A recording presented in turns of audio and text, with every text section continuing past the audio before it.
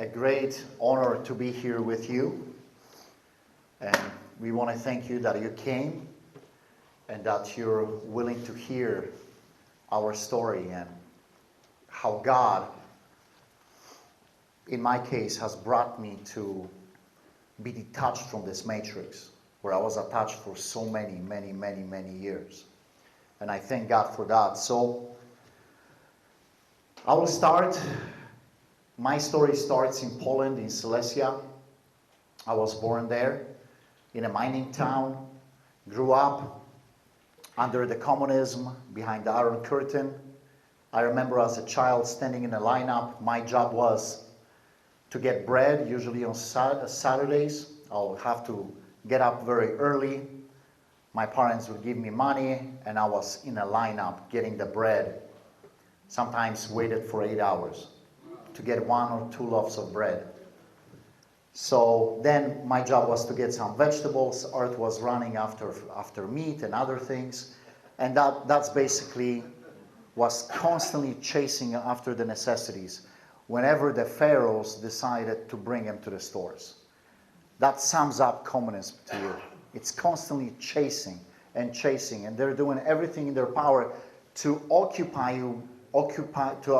you with chasing the necessities of life to the point that you have no time and energy to do anything else. It's one of the strategies. Anyways, when we were 11 years old, already the Iron Curtain collapsed. We escaped on a boat in 1990 to Greece through Turkey, and I was there sent to Greek school. And I have to say that I was bullied a lot because I was the only blue-eyed and blonde-haired kid in the entire school. I could not speak Greek, so I had to fight.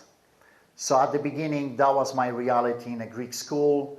I didn't really want to go there anymore, but my father, being a pretty strong man, you have to go to school, you got to deal with it. Then we've learned the languages and things got a little bit better, but I experienced sort of racism from the other side.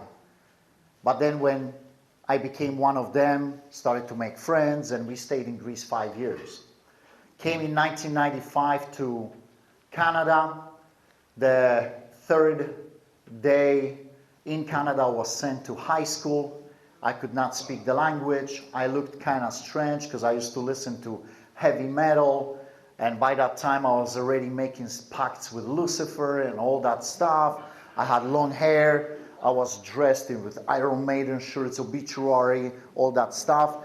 The first day in high school, it was in grade 10. This Polish guy was asked to translate to me and show me the school. So we went around the school and we went to the weight room, and there were some big black guys working out, big guys, like for the age, I'm like, I've seen something like this, but in the movies, the gangs and all that, you know what I mean? That kind of sight. And so I'm like, yeah, they're huge. I'm telling that Polish friend. And one of the guys said, supposedly, that I swore at him. And I didn't. I couldn't speak English. I knew the swear words. Because that's usually what you learn first, unfortunately, in this crazy world. But I would never do something like this. I'm not totally crazy, right? And anyways, he started to push me and say that I am picking a fight with him. So he's translating. I said, no, I can't even speak English. I don't know what he's talking about. He grabbed the weight and started to chase me. I ran up the stairs and he slipped. He was going to hit me on the head. I slipped and he hit the stairs. And teachers were coming from upstairs. And I just ran. I ran home. I told my father what happened. I said, I have no idea why.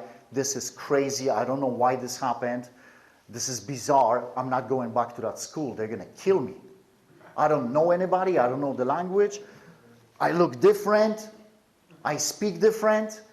But my father said again, no, you have to go. Like, you got to go to school. You got to finish high school. So I was sent to school, and for months I would be checking around the corner if these guys are walking. And then slowly I started to meet people, and I got involved with this one girl that was a girlfriend of a gang member. I said, okay, that's interesting. And we started to like one another. I wasn't a Christian at the time, by the way. So anyways, we started to go out together. I cut my hair, started to listen to Cypress Hill, Tupac, and the gangster rap. I totally changed my visually. I started to get some friends. And believe me, very quickly, when I met some friends through her, I wasn't afraid of these guys anymore. And I liked that power, that influence. I liked when my friends had enough money, even in high school, to get things, all the MTV and the bling bling and all this propaganda, the American dream, having a house with a swimming pool by the age of 30, it excited me, so I got deeper into it. I started to meet friends that were in business, where in one evening, I remember there were situations where there was $100,000 on a table. I would have Hugo Boss clothing, Art Knows, and my friends got busted. My friend went to jail, but imagine when you're 18 years old and you have friends where they do certain B&Es where it's $100,000 an evening. That can go to your heads. That can go to you know what I mean? And that's exactly what happened to us. Started to get worse. All of a sudden, the drugs that my friends were selling, I saw that it was lucrative business, that you had all of a sudden a lot of friends, but I got hooked on them as well. So I started to smoke weed. My first joint, unfortunately, was laced with PCP. I didn't know that at the time. It was summertime. I remember we smoked that joint. A native guy sold it, that stuff. And it started to snow in the middle of summer. And I'm looking at the snow melting on my hand. In the midst of all of this, I was making pacts with the devil. The occultism was kind of speaking to me. From small child, I would see strange things, as if the spirits were calling me. In our family, we have an aunt that is into being a medium. And then, after years, when I researched shamanism, it's how in many of tribes, either Germanic or Slav, the shamans were passed from generation to generation. So the demons would pick a family and it would just go from generation to generation, and I think kind of that's what the devil had in mind for us. That's why very strange things would be happening. I'm at the age of around 19. I started to get even deeper into the game, started to carry a weapon, I would always go to any club, VIP, and that goes to your head. And I remember there was a situation where another gang was in a club, and I got in trouble again with them, and they paid $300 worth of crack cocaine for a guy to shoot at me. So we were chased in a car in the middle of Calgary, and the guy took the rifle from a side of his window, and there were 4 shots. Boom, boom, boom. I felt one on a seat. The window broke, and I started to feel this strange warmth, unbelievable warmth, and the blood started to go and drip on I had a white shirt, silk shirt, and it started to drip. So in that panic, in that craziness, I thought that he shot me in the head, but I'm analyzing, how come I'm still alive? He was driving like 150, running away, and I'm looking for a hole, because I'm thinking in my mind, well, he shot me from a small caliber maybe, and it just went in, didn't touch my nervous system, but I couldn't find a hole, but the blood was going. I realized that my ear is split. Saved by a bell. Now I know that Jesus had a different plan for me.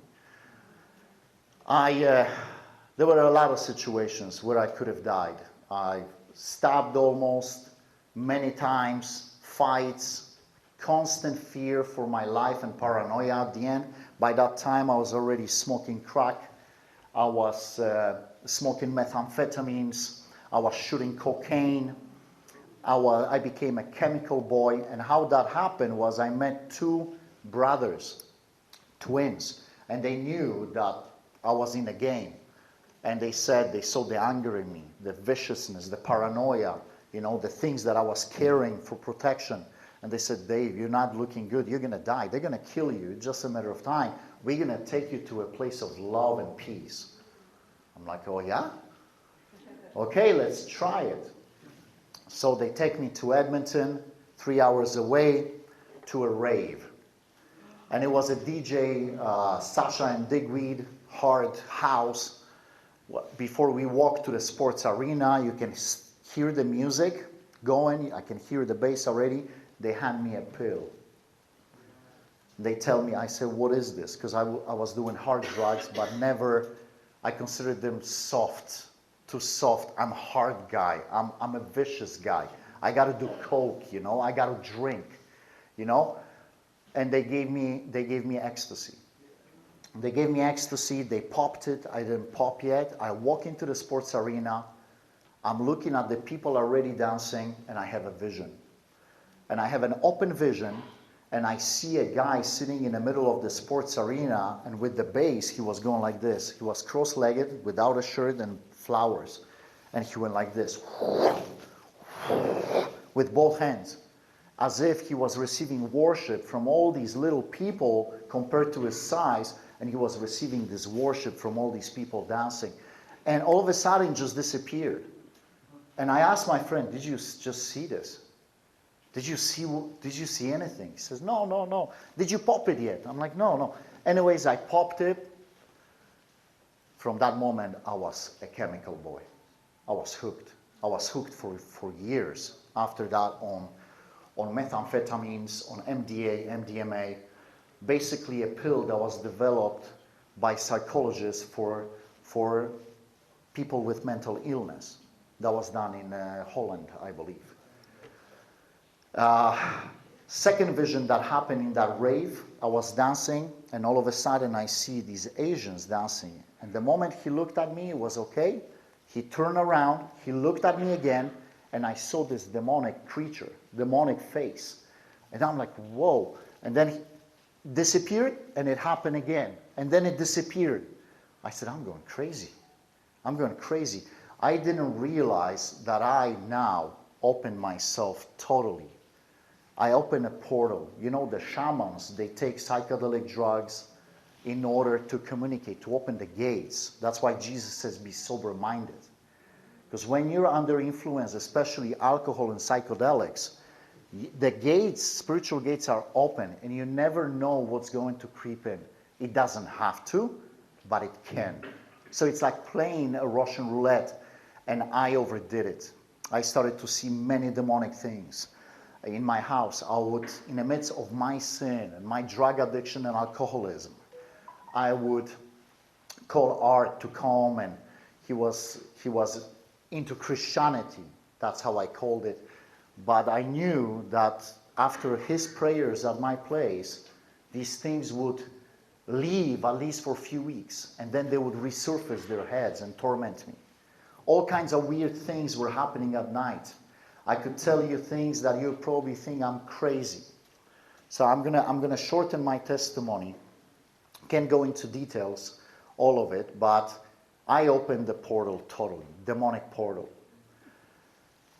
All of a sudden, I'm at the point where I break all of the 10 Commandments. That's right, thou shalt not murder. I broke it. I'm guilty as charged. I've killed my own babies through abortion. I'm a murderer. Simple and plain. Abortion is murder. And I might add, it's of the worst kind. Yeah. Of the worst kind. There is no worse thing that you can do than to kill your own baby. Please forgive me, Lord.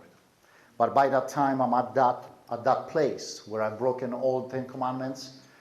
I'm 20 years old, and I came to a point I don't want to live anymore. So I'm by myself in a place. I started to drink a lot. I took pills, and I took the whole package. And all of a sudden, I was at one of my girlfriend's house. I was there by myself. I walked for another beer to the fridge. I'm in and out of conscience already. And I see this phone number on a fridge. Some kind of helpline or something. And I'm thinking, something like drew me to it. It's very strange. And I called it. And this sweet girl picked up the phone with angelic voice. And I'm like, you got a beautiful voice. And I'm sitting at the table. And I'm like, keep talking to me. This is amazing. You have such a beautiful voice. And she's, of course, her job is to, it's a helpline, right? It's like, what did you do? And I wouldn't tell her. And finally, psychologically, she dug over and over. And all of a sudden I said, you know what? Don't worry. Just talk to me. I'm killing myself. I don't want to live anymore. But keep talking to me. You have such sweet voice. It's all good. Don't worry. Anyway, she must have called for 911 because I hear a bang on the door. They must have located the address, and big guys came, the paramedics, they grabbed me, they were swearing at me, what are you doing this? They dragged me, they gave me right away some stuff, I vomited, took me to the hospital, the doctor told me, few more minutes and you would have been a vegetable. You know, the worst thing about all of this is when I saw my mother's eyes. And I realized how stupid and selfish I am. But you see, my addictions. You know, when you're a slave for many years, and I was a slave for 10 years, when you're drinking and doing drugs, hard drugs, when you do 24 grams of mushrooms in one take, whoever knows what that is, like you leave your body pretty much. It's crazy stuff. I always said go hard or go home. Just crazy stuff, you know, shooting cocaine. Not always, from time to time I was shooting cocaine, smoking whatever. If I didn't have alcohol, I would sometimes sniff glue. I was so addicted, I wanted to kill my thoughts. It came to the point, I was such a slave, I didn't notice nature. We lived 1 hour from the mountains, I didn't care about the mountains. I cared about another hood. I cared about how am I going to get another drink. I didn't notice birds, I didn't notice trees. It didn't matter, it was a concrete world. It was absolutely crazy. I didn't know how it feels to open the curtains and just say, ah, what a nice day. I lost that concept. It was bizarre, it was crazy. I was a possessed man. I remember my brother would give me $50 every time I would go to church. They did exorcism on me. I was a possessed man. I went to a church. I put my gun in a car under the seat. I walk into the church. I'm thinking, quick $50. No problem, you know. I can buy booze and drugs with it. No problem. I went, and there was a kind of like a revival meeting. And the preacher was praying for deliverance. And one person, he touched one person, and he just manifestation, demonic manifestation. I'm like, that's crazy. I'm not going to fall. Are you kidding me? That's crazy stuff. And he walked up to me, and he touched me like this. And I resisted with all my mind, and I got struck down. And my shirt went up from my pants. And I started to think quickly as I'm falling, good thing I took out my gun, because it would be exposed now, right? Because I had it in my belt. And I felt, and I had a vision again. And that vision was a giant hand picking me up and carrying me. And all of a sudden, my shirt, it went up. They said, look, his stomach is moving. They were praying for me, for deliverance. His stomach is moving. And I heard this girl, it's like a little fist trying to come out of his stomach. You see, I couldn't move. I was paralyzed. All these thoughts, all that fear, but I knew something evil is being cast out of me. They casted out the demons. I felt so light. I haven't felt that in years. I felt so good. I said, God, this is better than anything I ever experienced. But check this out. We walk in. I say, God bless you. That was awesome. Blah, blah, blah, blah, blah. I went to the car. I received a phone call. Hey, Dave, we got a party, man. We got some girls, man. What did I do? I sparked the joint. Straight to the party. My state, my demon possession became way worse. telling you the scripture, when your house is cleaned and you go back to your sin, I became totally crazy. I would go to parties and after parties, and sometimes I would party for months. Listen, months. Months, week after week. It didn't stop. It didn't stop. Sometimes I had nothing to eat, and I looked in the kitchen. I remember I had these weird psychological episodes where I would look at this glossy paint in the kitchen. I was so hungry, and I was imagining it was pudding. And there were times where I was spending $1,000 a day on my habit. Up and down like a yo-yo. And then it came once again where I knew many prostitutes, pimp. I helped the pimp with something. That was a short episode in my life. More and more demonic things were happening. At one point I was 130 pounds. I'm 240 now. So imagine, I was a skeleton at one point. And then when she left after another party in a drug house, I was there by myself with a mattress, with, instead of curtains or blinds, they were garbage bags. Because whoever did ever hard drugs, then you know that you don't like light. You want everything dim. The light becomes your enemy. You want everything dim, like a vampire. You see? So I had this on all the windows, mattress, and I said, okay, today is the day. Today I will truly kill myself, and I got to do it in the right way. So I figured out a plan, and I grabbed a butcher knife, a big butcher knife, and I said, I'm going to commit seppuku the Polish style. I'm going to just stab myself in the throat and let the gravity do the rest. So as I'm holding this knife and I'm walking from wall to wall, and I'm literally going now insane. I'm going insane because it's like I felt voices saying, you're worse than a dog. You've destroyed so many lives. You're nothing. You can never be forgiven. You're less than zero. Whenever Art or his wife would be preaching to me, as if I heard the voice saying, there is Jesus. If you're going to kill yourself, the pain is not going to end. It's just going to begin. It's just going to begin. And that was that wrestle. And it lasted for about 2 hours. Within these 2 hours, I was cursing at God. I was yelling like a madman. I went crazy.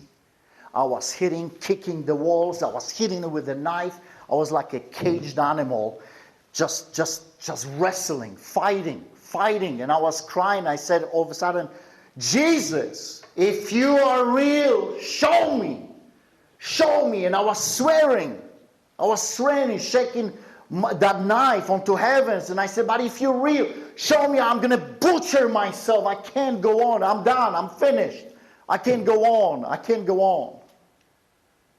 And with the last of my strength, in great disappointment of how pathetic I am, I threw the knife to the basement as hard as I could.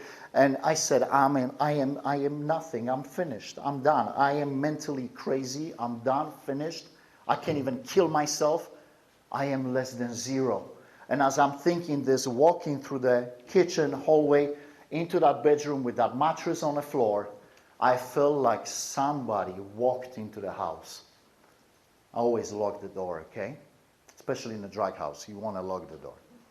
And you want to have weapons here and there just in case.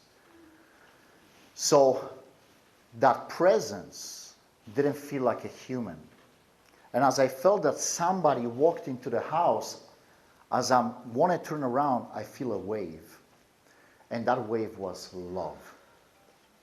It's very hard for me to explain to you, but it was a wave and it was love. And I knew that this wave was love. Love? I don't know love. I'm a cannibal. I wanted to use women. I'm a cannibal. What love? I live in a world of cannibalism. What love? Even that concept of true love was so ambient to me. But it felt so good.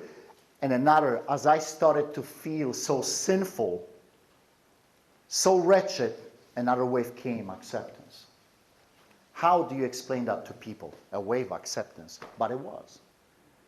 So right now, I felt such holiness, a holy presence in this house, in this drug house. First thing I wanted to do was to hide in a closet. But as I turned around, another wave came, acceptance. Another wave came, wave after wave, love. And it paralyzed me. And I went to my knees. So I'm thinking now, I got to run. I'm unholy. I'm a sinful creature. But I couldn't because that presence paralyzed me. And I was on my knees, paralyzed, pretty much crying and drooling. I couldn't run away. I wanted, with all of my strength, to just hide from that presence. But I couldn't. And all of a sudden, I opened my eyes. And I see him standing. I see Jesus. I see him in garments. He's standing in front of me. But everything was through a fog. It was strange. It was like a mist. And all of a sudden, he stands like this. I look into his hand. And in one hand, I see all the sins. And in the other hand, I saw a beautiful place. I'm telling you, I saw a place of such color and beauty and such peace. It was unbelievable, beautifully unbelievable place. And he spoke and he said, now it's time. Choose. You know, when I was going to raves, I knew there was something. I knew there's for sure the devil. So I thought if there's the devil, there must be some entity. But for sure the voice is kind of like in the movies, you know, the New Age movies. That voice that I heard was a voice, like a voice of a father. But there was no joking. With such authority, like a hammer. Now it's time. Choose. So I'm thinking, oh my God, how am I going to live with everything? Without any addiction, without anything. I knew that everything that I did in my life came to that decision. And I realized that if I don't make the right decision, I'm going to die very shortly. The devil's going to wipe me off. It was that revelation that I received. And I remember I was stretching my hand and I touched the hand with life. And as I touched that hand, I felt his hand coming into my temple and ripping all the years of alcohol. I knew it was alcohol ripped by the roots. And he ripped it out of me, and a second hand came and ripped all of the years of drug addiction. And I knew that this was the root with the drug addiction. A third one was coming to take the nicotine away. And I shouted, Lord, please, no. Because I don't know how I'm going to live without anything. You see, I was so addicted. I was so enslaved. I didn't know how I'm going to survive without being a slave. I was totally conditioned by the devil. And that hand stopped. And right away when it stopped, I regretted it. I regretted it right away. And I said, look at me, Lord. I'm so pathetic. Even now that you're here, I'm in opposition to you. I'm in rebellion. That lasted maybe 2 hours. I'm weeping. He disappeared. I didn't see anymore. And I'm weeping. I feel this. And of course the regret. Why did I disobey him? Why did I disobey him? And the thoughts, maybe I'm going crazy. Who's going to believe me? I'm going crazy. And I got up, but I started to worship God. I don't know how to worship God. I started to just thank you, Jesus. I felt the chains broken. You see, I felt light like a feather. And as I'm walking and just saying, Lord, thank you. Lord, I'm not going crazy. You were really here. I saw you. No, I feel different. I feel this is new. My eyes are new. My hearing is new. I feel different. And all of a sudden, I feel like an arrow hit me from the side. And as I feel this arrow, this pain went.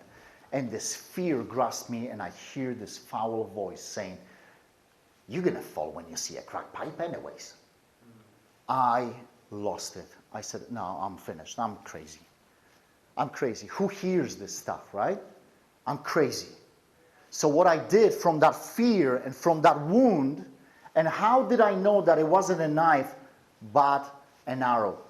That's another thing. It's quite interesting.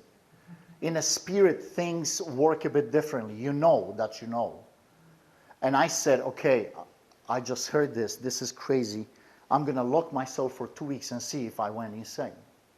As I'm running and wanted to like barricade the door and just lock myself in this drug house for a couple of weeks, now the voice came from above.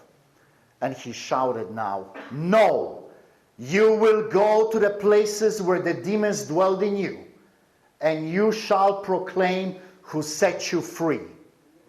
I opened the door from fear, and I ran across, I don't know, it was maybe 10 blocks to my brother's house.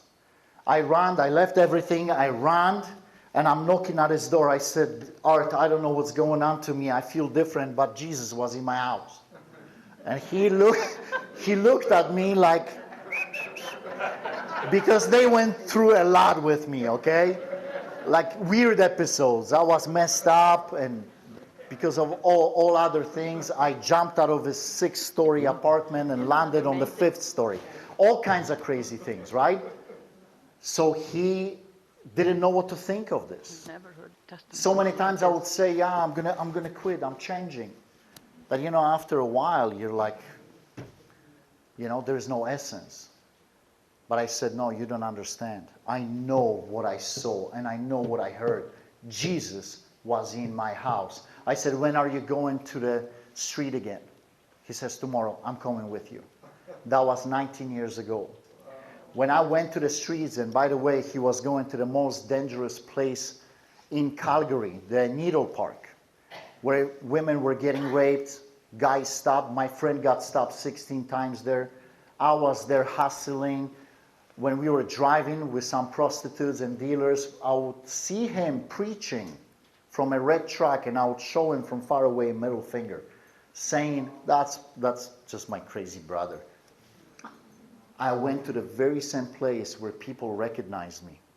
So I go there, we set up everything, and one of the prostitutes that I knew, she comes up, hey baby, how you doing? Oh, it's good to see you, let's go, blah, blah, blah, blah, do this and make money and this and whatever.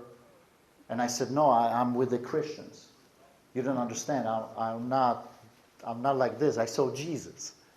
She looks at me, what? Anyway, she took the crack pipe, she loaded up, she cracked it, and she blew right in my face and says, baby, you're going to be back. And she blew it right in my face. And I said, no, you don't understand. I saw Jesus. I'm his property now. I belong to him. That was 19 years ago. 19 years ago. Listen, Jesus is real. I don't know how much time I have. No, już nie ma czasu, czy jeszcze jest? Jesus is real. Yes, from yesterday, post-traumatic stress disorder. So, 19 years ago. That was 19 years ago. Since then, a lot of things happened. I was thinking that when I finally become a Christian, all my problems are going to go away. I said to myself, finally. You see, when I was a criminal, I was in jail 3 times. Okay, so I said, now I'm a Christian, my problems are over. And then there was the first arrest in 2005, Art's arrest for illegally reading a Bible in a park. And that's where it began. First arrest, second arrest, 5th arrest, 10th arrest. Art was arrested 16 times. I was arrested 10 times for the gospel and for the freedom, for fighting for freedom that should be guaranteed by the Charter of Rights and Freedoms and the Bill of Rights. 10 times in jail. Christianity is not what a lot of people think. I have this saying as Christians, we are called to be those stones that are set up on top of a barricade, exposed right there, in the face of the enemy, unshaken. Lord, whatever happens, here I am. Here I am. That's Christianity. Christianity is being a stone in a river, stopping the flow to hell and redirecting the traffic. So of course, Jesus was rejected and hated. We want to be better, but it is worth it. With Jesus, we can do all things. All things. These people in the parliaments, in the legislatures, they think they're gods. They are only there because God is allowing them to be there. And I believe in this time of history, God is pointing a finger at you. And He's saying, Adam, Eve, come. Come, believe in my word. Believe me. I am the God of the supernatural. Do you know that there is Christians that don't believe anymore in a God of the supernatural? I'm here to tell you and testify as a living testimony in front of you. I saw Jesus. And after that, even though we were getting persecuted, rejected, I saw Jesus again. And you know what He came? When I felt crushed. When I felt rejected. That was, I think, after third or fourth arrest. He came again. He's real. I'm here to testify you. This is not just a story in a book. This is real. So if God is real and He's for us, who can be against us? We're going to win. God is looking for a man or a woman that will say, my God is the God. That's all He's waiting for. Respond. Please respond. I'm going to make room for the heavy cavalry, but that is my testimony. And I kind of had to go the shorter version, but I want to encourage you. God is real, and He loves you, and He's for you, and He died for you. Yes. Okay? Occupy till He comes in Jesus' mighty name. Amen. God bless you.